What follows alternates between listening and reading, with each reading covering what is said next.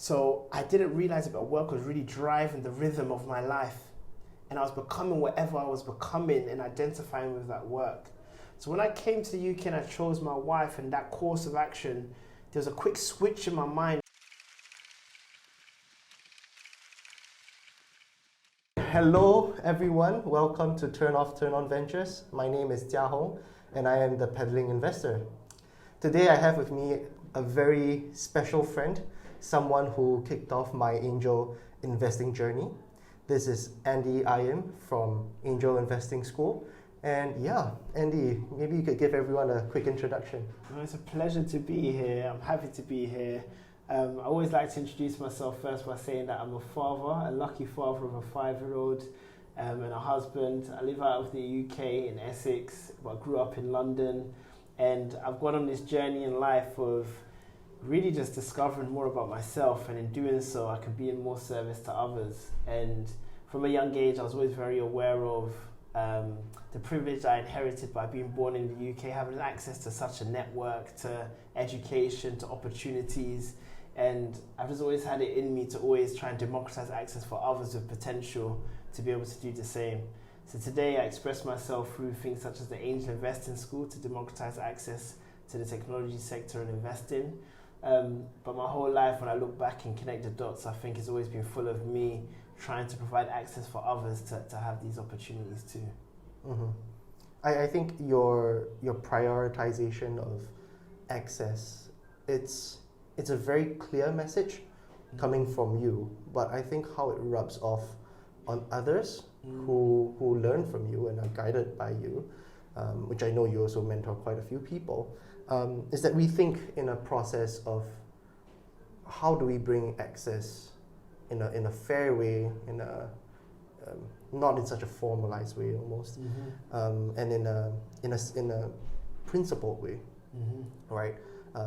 And that's kind of the approach that I did with Turn Off, Turn On Ventures, in that how do I learn more about markets and learn where I can access these markets. And pretty much from many of these places that I'm traveling to, the best way to learn about access is to actually access in person. Like go there on a bicycle, travel across borders and meet people on the ground. And hopefully in that journey to be able to help others learn more about the country and its people and its culture.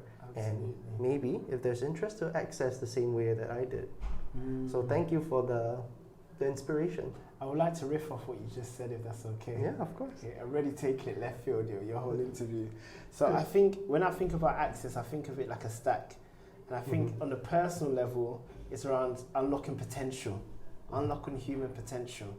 On a community level, it's about unlocking cultures so that actually we feel more at home and we all feel like we can belong because we understand each other's cultures. On that company level, it's like exactly what you described with Turn On, Turn Off Ventures. It's about unlocking market opportunities. Then on that fund level, it's about unlocking fund returners. Actually, what are we not paying attention to today that has the potential to return the fund? We've just not been there before because we're operating off a narrow data set when we talk about the venture capital ecosystem. And you've been around the venture capital ecosystem in various roles, right? Maybe could you share a bit of your journey so far and maybe some highlights that Absolutely. changed you?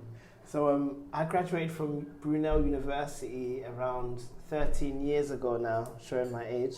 And I knew that I was really excited about entrepreneurship. I didn't know fully what that meant. I just knew that there was something about people building businesses that really excited me. And I think it's because of the impact you can have on other people's lives that you employ, but also other customers who actually use your products. There was something about that really excited me. But I didn't know how that translated to a job. So I ended up doing really well on that module at university, entrepreneurship, but not really being able to connect it to what it means in terms of career or vocation. So my first job that I took was actually as a management consultant at a big management consultancy called Ernst & Young, EY, one of the big four, as you're aware. And what fascinated me with that job is that it taught me about how businesses fit together. It almost felt like Lego to me. So there's HR that does this, there's sales, there's marketing, there's finance, there's products, so I learned actually how businesses fit together. And I needed that solid foundation to really build upon and understand what role I could play in business. So about 2 years into that journey, I remember leaving Ernst & Young thinking that this was a really big organization and I was a really small cog. But actually, I want to have more significance and impact on driving the business building process. So before deciding on my next career journey, I took a 3-month time off work, sabbatical, and I went backpacking across South America. Oh. And I remember my friends where I grew up, a very multicultural community. They said, Andy, that's not the black thing to do. You need to be careful. You might get killed. You don't do things like that. But I did that 3-month trip. It was one of the best things I'd done in my life. It really just opened up my mind. It just exposed me to new people, to new cultures. And then I did a 1-month camping across East Africa with my younger brother this time, because I said, you know what, this was such a special experience this first time round. I want to share it with someone close to home. So we shared this intimate experience of camping across East Africa, visiting the Serengeti, seeing animals in a natural environment. Till today, it inspires me when I love wildlife, I love nature, and just experiencing it in the flesh. So I think when I'm older, that's what I'm going to retire and do, just be a conservationist and work at a nature reserve. So we've gone on this trip, and I'll never forget, in Kinshasa Airport in Kenya, there was a fire. So we ended up having to basically stay an extra night in Kenya, then hustle a flight to Uganda, then figure out a flight plan to get back to the UK. So myself and my brother flew on Turkish Airlines, a friend of mine flew on, I think, Belgium Airlines. We just had to figure out a way to get back to the UK. When I arrived back at the airport in the UK, something came over me, a feeling that I couldn't describe. And I looked at my phone and I'd received a message from a friend in primary school that I hadn't spoken to for maybe 15 years. And in that moment, I discovered that my father had passed away. Oh no. So when that hit me after that trip, it was such mixed emotions, because it was on such a high of all these stories that I want to share, all these experiences that I just taken in that I wanted to reflect on. But I didn't have the opportunity to, because I had to go straight into mourning. And I'm come from Ghana originally, so we had all our family members and our cousins and people in my house, and I arrived to a full house. So I didn't have even the space to really take in and really accept and understand what had just happened. And my dad had passed away from a heart attack the night before, and I would have seen him actually if there wasn't a fire in Kenya. So all of this I couldn't accept at the time and fathom. So I said to myself, I don't know what I'm going to do with my career, but I'm going to just take a quick job to be a breadwinner and support financially back home, because my dad was the main breadwinner. I know we're going deep with this story. I hope that's okay. No, please go ahead. So I take a job as a digital strategist at a digital agency. I was working my butt off, working hard, working fast. I had a really difficult conversation, the first time ever in my career, the only time. Andy, this isn't quite working culturally. This doesn't feel like a good fit for you. Yeah, I admit, this doesn't feel right for me either. Should we just put this down as a temporary experience and walk our own separate ways? Yeah, let's do it. Looking back, part of how I was trying to deal with mourning was to be busy, was to work my way out of it. I didn't realize at the time, or maybe I needed counseling, or I needed support. I needed a way of really dealing with my emotions and sharing how I was feeling more openly. I was trying to do the patriarchal, macho thing of just getting on with it and being a provider, because that's what I thought it was meant to be. That's what I was meant to do. I go through this experience now where I'm questioning my identity, questioning my worth. What am I doing? I couldn't even hold down that job. And I said, let me just return to first principles and what I understand and what I know. I understand businesses, how they fit together. I understand how to consult, and I understand entrepreneurship, and I'm really passionate about it. Well, I didn't understand it as much, but I was really interested in it. So I said, let me go to a startup consultancy where I get that startup feel of I'm building a business, but it's management consulting, which is my bread and butter, is the capability that I've built up. So I applied and got a role at a firm called Elixir. And the unique thing about this consultancy at the time was that there were some South African founders who had left their jobs at Accenture to leverage the relationships they had with clients to start the business. And a lot of their relationships was in South Africa.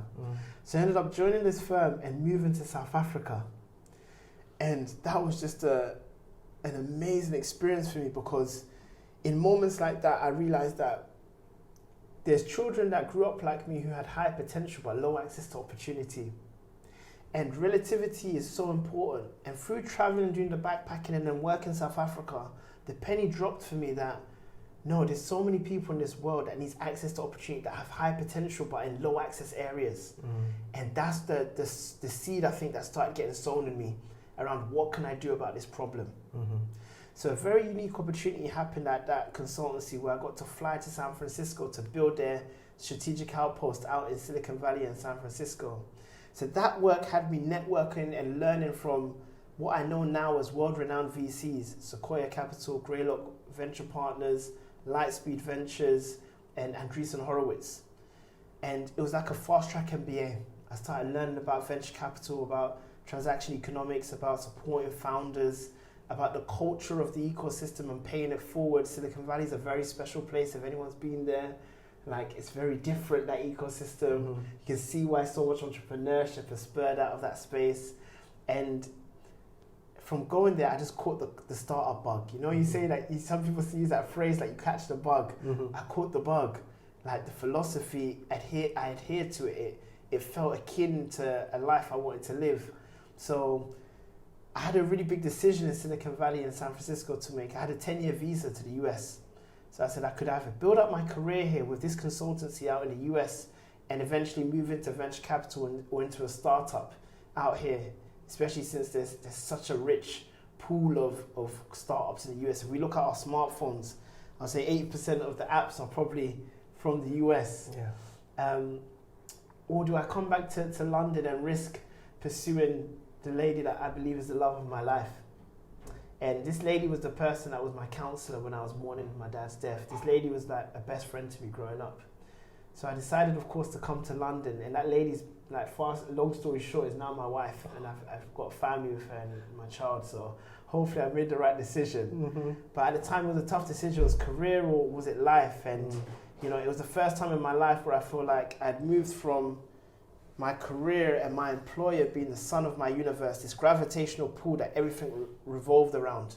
And I think subconsciously, a lot of us in life sometimes don't realize that there's a priority stack to our lives and our lifestyles. And the reasons I say work was the sun of my universe was because I fit everything around work and not the other way around. I would wake up early to go to work. I would decide whether I can or can't do something socially in the evening based on my work schedule. I would even work weekends sometimes, so it dictated how I would spend the majority of my time in a week. And any spare time I had outside of that was secondary, which I could then choose to spend with my mother or my loved ones or swimming or my hobbies. So I didn't realize it, but work was really driving the rhythm of my life. And I was becoming whatever I was becoming and identifying with that work. So when I came to the UK and I chose my wife and that course of action, there was a quick switch in my mind in that actually now my life priority stack is my personal well-being first, my family's personal well-being next, because if my wife is stressed or my child, I can't be present and truly arrive and do things like this interview because my mind is on them. So I have to be mindful about what's on my mind. And then after that, it's really about doing meaningful work with value-aligned people for people who care. And that can take form in so many different ways, but that became a very central philosophy for how I serve in this world. And I started thinking more intentionally around principles that can help me adhere to this way of living. So one of the principles at the time when I first had my child was something called 2 and 5. And 2 and 5 dictates that 2 evenings a week, I'm willing to do anything. Go to an event for work, go to a speaking engagement, go networking event, socialize and meet up with friends for dinner. But 5 evenings a week, by default, I have to be with my family because I want to be a present father and a present husband. And that rhythm, if I look at where it's compounded to today, has helped me just form such a beautiful relationship with my daughter, with my wife, that I would not have if I didn't have that rule in place back then.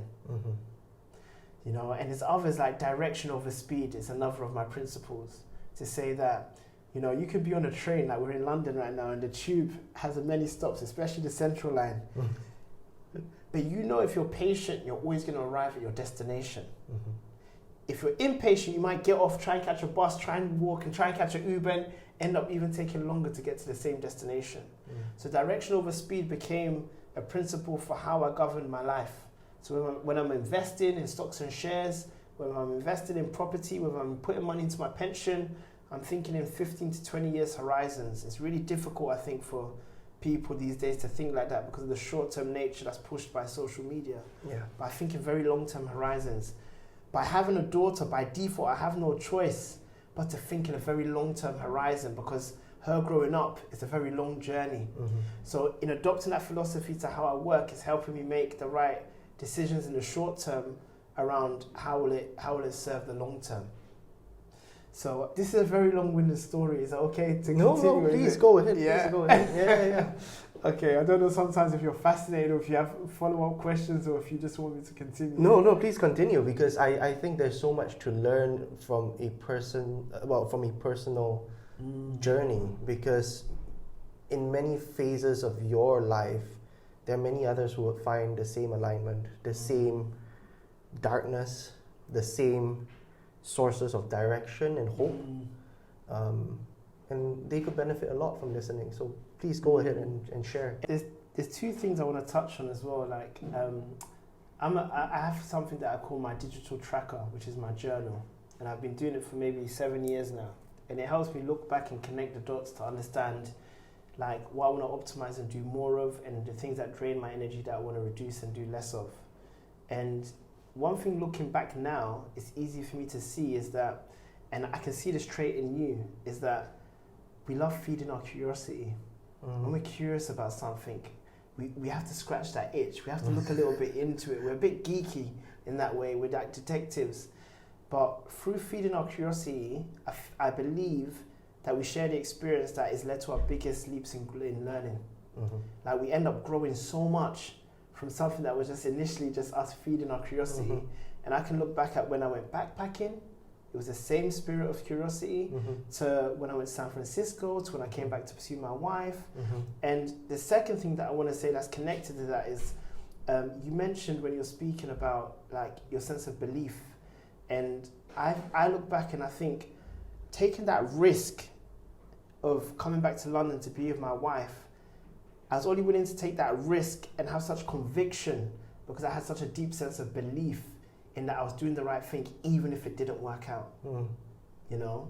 And we hear a lot of VC investors talk about this concept of conviction, but I don't truly believe that you can have conviction over a startup that you're investing in if you can't look back in your own life and tell me about stories of conviction that you've had on your personal journey. Or else how do you know how that feeling really feels like? And what puts you in a position to say that you can have conviction over someone else's life?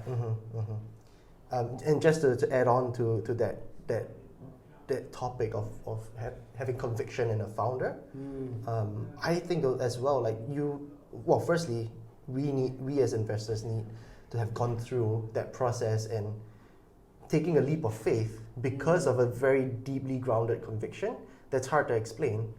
And having that experience, when you spend time with a founder, we want to see parallels in that and get a sense of whether this person has their own sort of convictions, may not be entirely parallel, but in the same direction.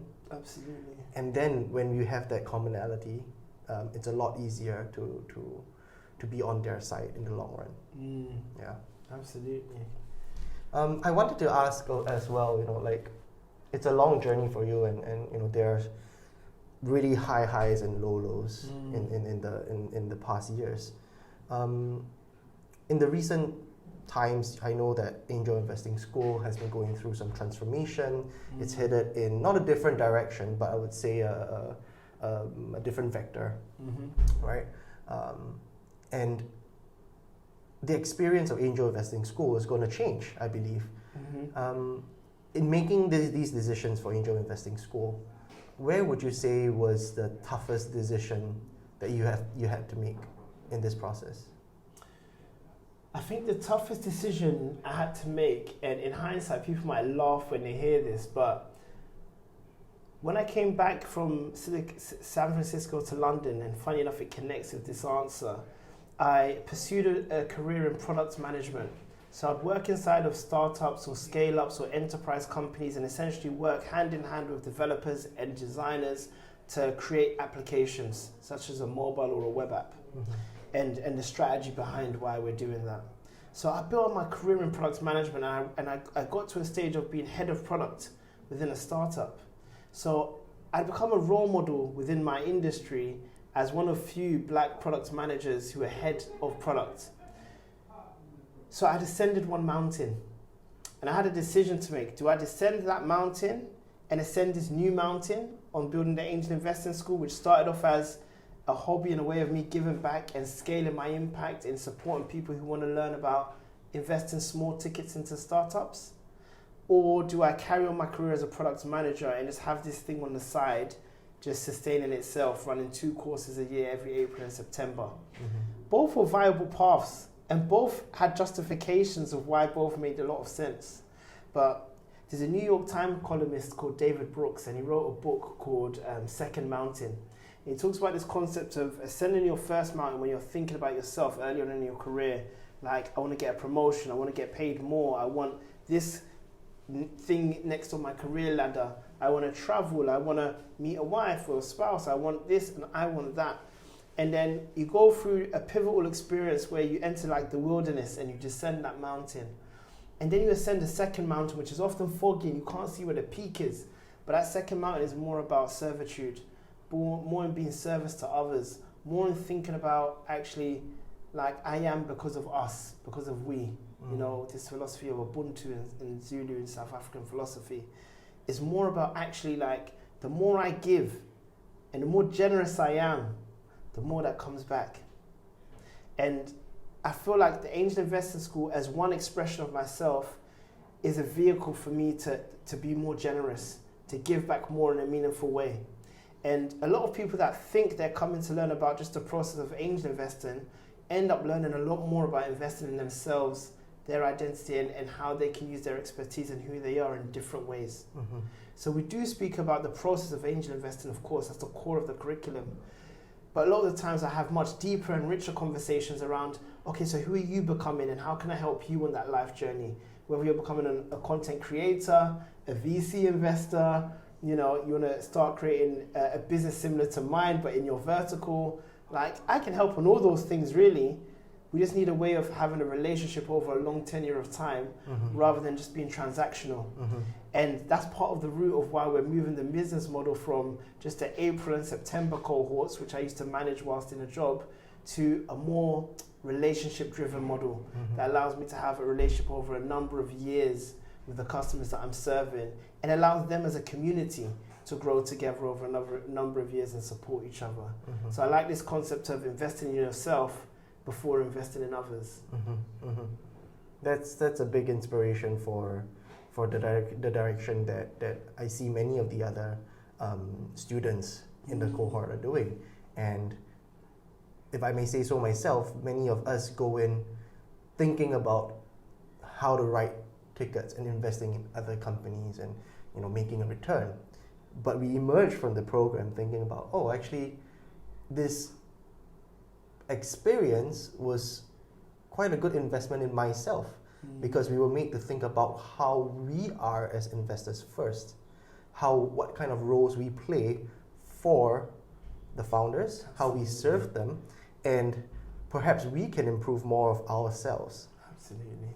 So it became a mindset. We emerged with a mindset of how best do we help ourselves to help others. Absolutely. And that was so helpful for me. And coming out, I was quite inspired to write my first ticket. And I told myself that, well, you know, it's not just about investing, it's about education. I can see where I can help the founders, where I'm best positioned to be transformational to the startup. I love that term, transformation. Could you explain that actually, so people understand what I mean to do transformational deals? Sure. I think at Turn On Ventures, and even before the name Turn On Ventures came about, myself, I started off wanting to write just one check, and it was a selfish check, right? It's about me learning from the founder. It's about me getting an opportunity for a return in the long run, and my loss is the financial loss, the financial inputs, and the risk of losing that financial input. Right? It was pretty clear to me. I did it primarily for education. It was school fees. Yeah.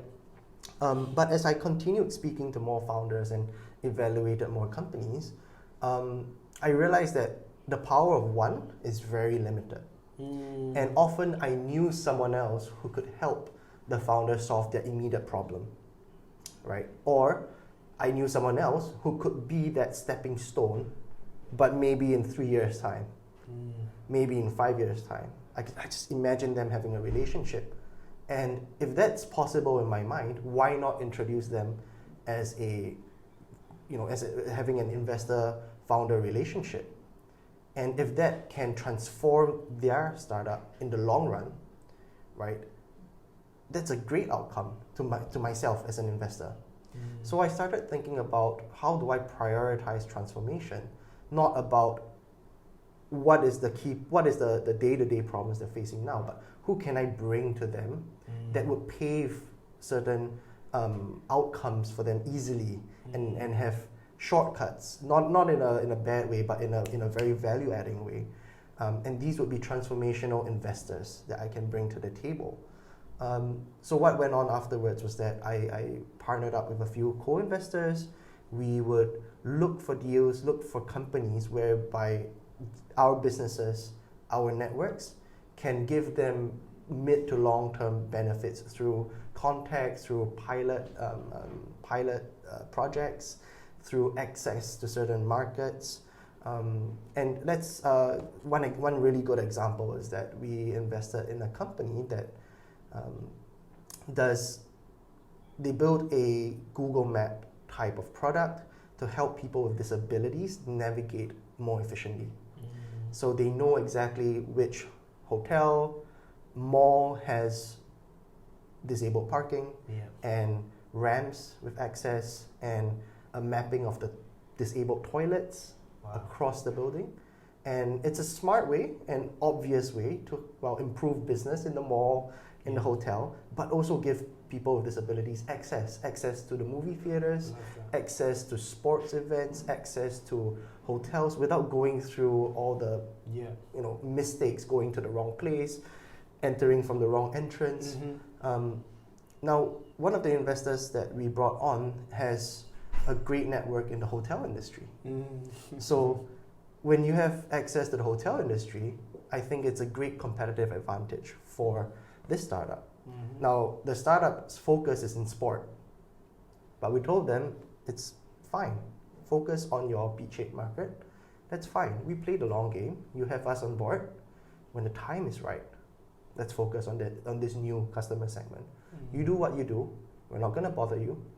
But the day that you choose to transform, to grow, to pivot, we're there for you. I love that. And if not, if sports and stadiums continue to be a great business, we're happy as investors too. I love that. Yeah. It's such a good example. And in modern day venture capital, there's an abundance of capital available. Even though it's hard to access for some groups of founders, there's more capital than ever in venture capital. So when I look at the value add of capital, networks, and knowledge, like really the capital is commoditized, you can get it anywhere. So then access to your network is super valuable. To be able to introduce me to, a big enterprise client like Coca-Cola who pays $500,000 for a contract, it's transformational. To be able to introduce me to a great head of people or COO, transformational. To be able to help me with follow-on funding, transformational. So that network piece is such an important value-add and differentiator. And then the third one is that knowledge gaps. Like if you're able to have people with certain knowledge, like not only can I introduce you into the hotel industry, I can teach you about the difference between an influencer and a buyer. I can teach you about how buying works in the industry. I can teach you about the biggest expos and events that you need to be speaking at and present at. Like that tacit knowledge is just shortcutting the learning so much. And then when that founder receives that value from you according to those capital networks and knowledge, that's when that founder talks to their other friend who's a founder to say, you must talk to this team. They've been phenomenal. They've been transformative to my business. I want to introduce you. And they're only going to do that with the founders that they feel are actually great. So then the flywheel starts of founders introducing founders, then eventually other investors introducing other investors. when they're seeing the type of work you're doing with these startups. So I think what you're doing is setting such a amazing positive course that's going to end up being a flywheel for more and more quality founders down the road. Oh, thank you. I think that really means a lot because we are only in our first step. And myself, I have to build my own network and build out people that I trust, people that I love, people that are so dependable. But to kick it off, it's just super exciting. I think we're both on very exciting journeys ahead of us. What would you say is the thing that gets you most excited going forward? I'm going to answer that question and then I'm going to ask you a question. The thing that excites me most is I feel like I've had a vision of the future where you and I and other alumni from the Angel Investing School have all got our own family offices. We've got to a position of wealth and a position of wealth with responsibility that we want to give back and do more, be philanthropic, help others. And I get excited of this picture of 20, 50, 100, 500 of us like coming with the same spirit of service at a significant scale. That really excites me and I believe it to be true. I believe in a 15, 20-year game, that's what we become. And we're all still connected and we're all still positively impacting the world. And that really excites me. And I feel like I'm starting along that path and already starting to see signs of that becoming more and more true when I hear great stories like yours. And from going to leaving, what was the name of the bank that you were at? BlackRock. Leaving BlackRock. And within 2 years, the transformation you've even had in your life. And when I get the stories of the other alumni, that what they're sharing with me, excites me so much and fuels me. It motivates me to keep going.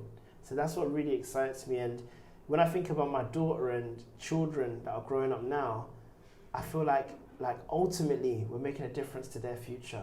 You invest into climate change, into batteries, into... Actually, we're not going to necessarily receive the benefit in our lifetime. No. And there's a beauty in that, in knowing that actually we're sowing seeds for the next generation. It's like when I go to the park and I see a great oak tree that was here before I was alive and it's going to be here when I die. There's a beauty in that nature, you know.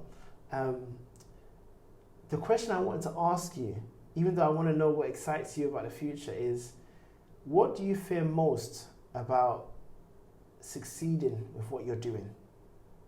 And the reason that I premise that question is because one thing I fear sometimes that comes with scale is diminished impact and increased commerciality.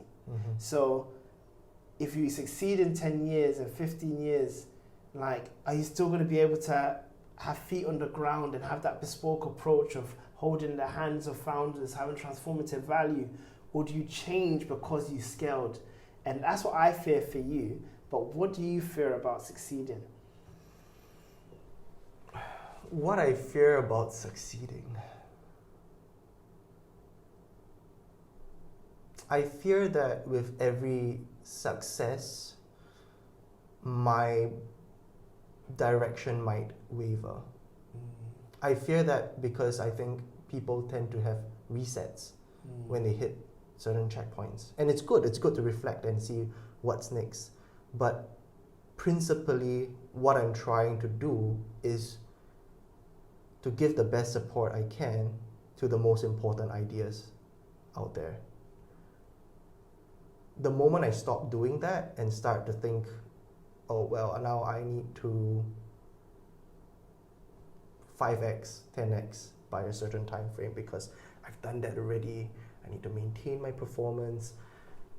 I do not want to become that kind of person. In fact, I do not really like to call myself an investor either. I still do as the peddling investor because people understand what that word means. I very much prefer to be in partnerships with people. Absolutely. Right? To grow with people. At the moment, the best way I can be at the table and to provide support and learn at the same time is to be an investor. Maybe that role will change. But in all these change and progress, I just fear that I might go off the initial path, which I definitely hope will not happen. And I know who you want, brother, because you're so principled and you're so value aligned, and you have a good community and network around you that I think will keep you accountable and keep you true to the path. And you know, like Taoism always talks about how you flow like water, and you flow around the rock, you float it down the stream, and ultimately all of the streams lead to the ocean. So I'm sure there's different ways that you could get to the ocean, but ultimately you're going to stream to the same place. Thank you. Thank you so much. Maybe let's round it off with a quick, a quick statement we would like to tell each other, because we've known each other for almost a year now, learned a lot about each other, and finally we meet in person today, which is a long time coming. Would you like to start? Yeah, I think a statement that I'll share with you, which has been on my heart recently and I think will apply to you, is that the more influential your brand becomes, the more intentional you're going to have to be about saying no. And when you say no to people, I think someone like you, with your spirit of service and so genuine and so caring, you're going to feel a bit guilty about saying no. But by saying no, it's like saying no to a future debt that you don't have to take out. Because when you take out a debt, you have to pay it back by a date. If I agree to do this podcast with you, I've promised that time is now in use. I don't want to go back on that promise. So when you say no to somebody, what you're actually doing is open up the world of opportunity now in terms of what you can say yes to. And the first yes that we're saying to ourselves isn't really about saying no to someone, it's about saying yes to ourselves. So as you grow in influence, I want you to hold on to that and to remember that you shouldn't feel guilty because you're saying yes to yourself. And by prioritizing your self-care, by prioritizing what matters most to you, by prioritizing the important things in your life, actually it allows you to be in a space where you can be present and have your impact. Well, that hits really quite deep for me, because I personally have not been the best at self-care, and it's always something that I say I need to work on. But oddly enough, I think it is a challenge in itself to be able to prioritize that. So that's really good advice. For myself, I just want to say that it was quite serendipitous for me to chance upon angel investing school, and even to sign up for it, go for classes from Singapore, across the world in Singapore at 5 a.m. as well. So committed. So committed. It's an amazing concept you have, because you do change the views and preconceived notions around angel investing. That in itself is transformative for new investors. And I think being able to see that and then to scale that is so important, because when you empower new investors in a principled way, not in a profit chasing way, you then empower founders who are similarly aligned. So you kick off that chain of value add. Absolutely. And the next evolution of angel investing school, I believe, from the preview that I've seen and what you've announced, is going to do so much more of that. And I actually can't wait to see this program and this concept go beyond the UK. Absolutely. Because, as you say, everyone can do with more access and more knowledge in how to do that. Absolutely. And you're going to be a part of it, so don't worry, you're definitely going to be plugging in. We're going to have you back on my show and on my platform as well. So definitely. Thank you for having me. Definitely. Thank you so much, Andy. It's been an absolute pleasure. Pleasure's all mine. Thank you.